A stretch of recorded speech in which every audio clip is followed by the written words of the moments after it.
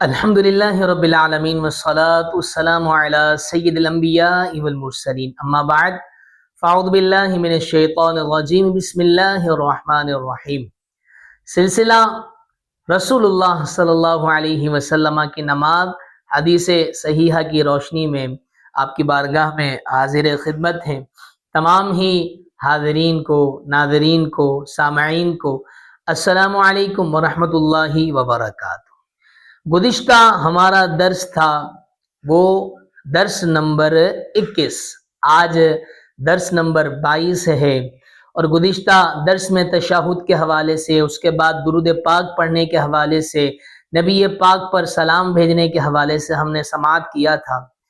آج سلام پھیر چکے ہیں۔ سلام پھیرنے کے بعد امام کس طرف رخ کرے؟ آیا امام کعبۃ اللہ المعظمہ ہی کی طرف رخ کر بیٹھے؟ آیا امام پورا مقتدیوں کی طرف منہ کر بیٹھے؟ آیا دائیں جانب رخ کر بیٹھے اور اپنا چہرہ مقتدیوں کی طرف کر لے؟ سماعت کرتے ہیں رسول اللہ صلی اللہ علیہ وسلم کی حدیث مبارکہ کی روشنی میں۔ صحابی رسول ہیں حضرت سیدنا سمورہ بن جندب رضی اللہ تعالی عنہ، فرماتے ہیں کہ اذا کان النبی صلی اللہ علیہ وسلم اذا صلی صلاۃ، نبی کریم صلی اللہ تعالی علیہ وسلم جب نماز پڑھتے، اقبل علینا بوجہہ، پھر اس کے بعد پیارے آقا ہم پر متوجہ ہوتے، یعنی پیارے آقا مقتدیوں کی طرف رخ کر بیٹھ جاتے۔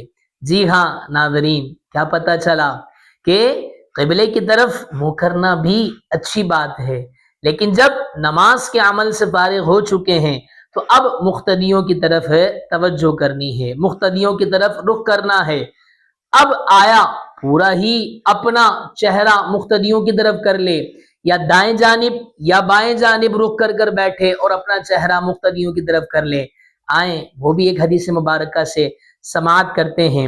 حضرت سیدنا برہ رضی اللہ تعالی عنہ سے مروی ہے کہ ہم لوگ نماز میں رسول اللہ صلی اللہ علیہ وسلم کے دائیں جانب نماز پڑھنا پسند کرتے۔ اس کی وجہ کیا تھی؟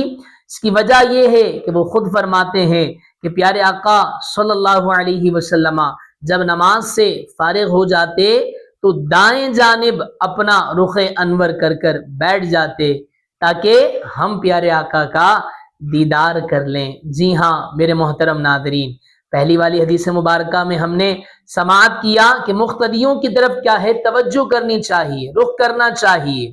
یہ بات ہو رہی ہے امام کی، یہ بات ہو رہی ہے باجماعت نماز پڑھنے کی، اور باجماعت نماز کے اندر بھی کس شخص کی بات ہو رہی ہے کہ جو سب مقتدیوں کا امام ہے، وہ کس طرف رخ کرے؟